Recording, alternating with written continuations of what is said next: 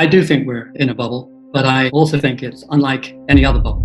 The great bubbles of history, whether it's the South Sea bubble or 1929 or the tech bubble, you take a very good economic situation and you merely extrapolate it into the future.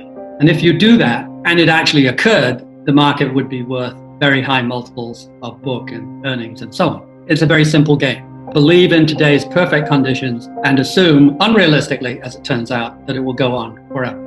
If you did that today and you extrapolated today's conditions, which are miserable, you would, of course, have the very opposite of a bubble. So that makes it unique. We're in the highest 5% of PEs, and we're in the lowest 5% of economic conditions today. So there's never been anything like that in history. And why has it happened? We know the trouble is, of course, COVID. And we know the push on stock prices is a combination of central banks, Federal Reserve, and fiscal spending. And it's global. So we have never had such a global agreement that every government is looking to spend and every government is looking for their central bank to accommodate. This is an enormous push. And what we discovered long ago is how effective that is at moving stock prices.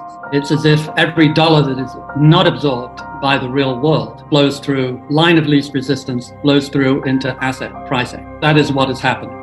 It's a very impressive struggle between the real world of productivity and employment and GDP and the paper world of PE ratios and house prices pushed by easy credit, low interest rates, of course, being key, and just plentiful supplies of money flapping around to those people who are likely to buy houses and stocks. It is not necessarily the case at the small business level at all.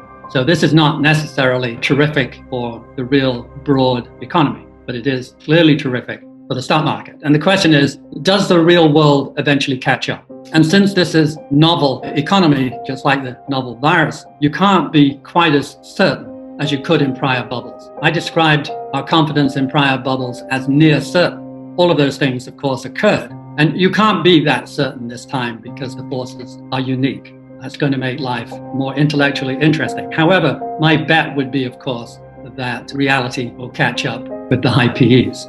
When you buy overpriced assets, you get a guarantee of a low return. What you don't get is a guarantee of being wiped out next week. My belief is that if you're trying to time the breaking of a bubble, the value is not that important. All of them are overpriced. And whether they're overpriced at 25 times earnings or 35 times earnings, or in Japan at 65 times earnings, it's very difficult to work out in any sort of academic way, since you're dealing with craziness, where it's going to peak. I much prefer to look for signs of truly crazy behavior, because every bubble that really crashed and broke in a spectacular way, which most of them did, was preceded by craziness, by legendary stories. This was notably lacking, as I wrote and talked about over the years of the 10-year bull market. It has not been lacking, really, in this rally off the COVID low. We have seen not only a terrific rate of acceleration in the price rise, double the normal bull market, which is characteristic. That acceleration is characteristic of a late-stage bubble. But we've also seen wonderful craziness. The SPACs, which are a promise to use your money, give me your money and trust me, I'll do something useful with it, is a real echo of the South Sea bubble, where we have such a spectacular opportunity, we can't reveal what the purpose of your money is yet. And they got lots of money and ran off with it. I'm not saying the SPACs will run off with your money, but I am saying it's a real testimonial to the speculative nature. Buying Hertz, a bankrupt company, and having it go up 4, 5, 6 times in a real hurry, and so on and so on. You read about your own, having Tesla quadruple in a year. I own a Tesla. It's a wonderful car. I think they're a spectacularly interesting company. But are they 4 times the company they were before COVID? I don't think so. These stories are everywhere, and they're what you need before a bubble breaks. And we saw them in early 2000 and late 99.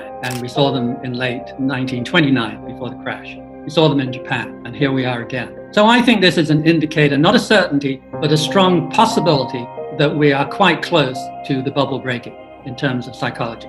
Perhaps a matter of weeks or months, not years. And I am sympathetic to the argument, what am I supposed to do? The yields are so low. But the market doesn't care that you don't have easy, safe investments to make. And your desperation is your own matter. What it does is focus on the difference between short-term and long-term. On the short term, you can say, I'm offered nothing by fixed income. I get something out of stocks, even though it's half what it seemed to be in the yield. It's still better than nothing, therefore I'll do it, and the prices rise. And that is a logic that you hear one way or the other all over the place. And then there's the argument in the long term, which is, in the end, all assets equal replacement cost. House prices go up, but if you can build one at half price, you put a ceiling on it. If you can create a new company at half price. I am a great fan of venture capital for this reason. I've spent my entire life fighting the Fed, frankly. What I will say is this, that typically the Fed wins many more rounds than we have. But in the end, we've had a knockout. In the end, the Fed has not been able to keep the tech bubble going indefinitely.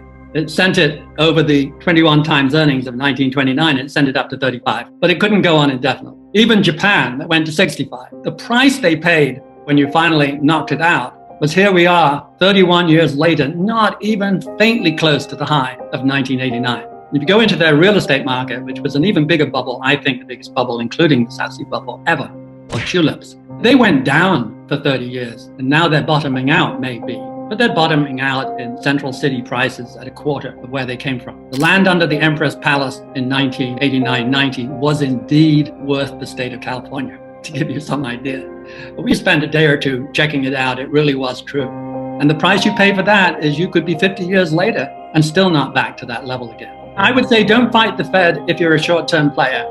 But if you're a long-term player, you have to be prepared to fight the Fed on occasions. As long as inflation is not really gathering steam, when you find yourself facing a slowing global economy, you have to kick it in the tail. And it needs massive government stimulus on a sustained basis.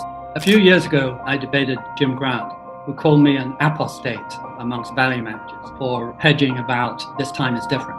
I maintain that the four most dangerous words, this time is different, should be replaced by the five most dangerous words, which is this time is never different. That is a very dangerous idea to think that you can never have important permanent changes. And I think almost everything has changed since 2000. So the certainties that we used to have no longer exist. But that was 5 years ago. That was before the most massive move against value. On any way you care to measure it now, we are off the scale. So I don't think a value is as dependable and useful a weapon as it was for 70 years prior to 2000. But I think it's a very handy weapon when you push the parameters so far that it hits historical lows against growth stocks. So we may not snap back the 120% I would have calculated 20 years ago, but we are going to have a very big reversal in favor of value stocks sooner or later. I think we can be pretty safe about that. And one of the things comes down to the nature of the facts.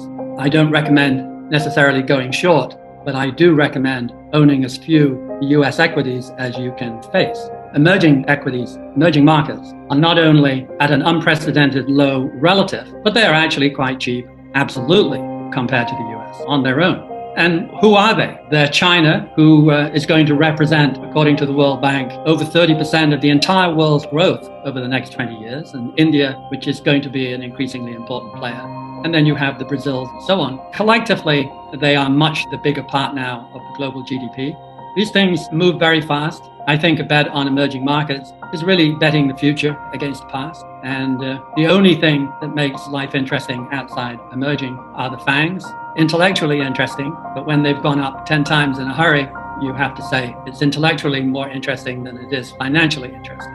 And the reason I recommend not going short, shorting is a desperately difficult game. You can never be certain that they don't, the FANGs and the growth stocks, put in one last push that will shake you loose. You simply will not be able to take the pain as a short seller. Government spending done correctly, very good for the economy, very good for workers, which in the US have not had a real increase per hour work since the mid-1970s, can you believe, where even dopey Europe has more than doubled and China and Vietnam has more than 10-tupled and so on. It is a bit of a pickle. My advice, really quite simple. You emphasize emerging markets, you de-emphasize the US. If you have to own the US, you go for deep value. I did not say that 3 years ago, 5 years ago. But if I had to choose between doing that and avoiding the US entirely, I would do the latter. You only need one big asset class, by the way, to get rich. Emerging markets, as I said, is way over half of the global GDP. It is growing far faster. And because of the size of China, it's guaranteed to do that. It's going to have a much better growth rate this year under stress, much better than the GDP growth of the developed world. And it's got 26 countries in it. It covers every industry you would want. Why would you be moaning and groaning when you have such a good opportunity? It's 10 times earnings. It's cheap. It's a great opportunity.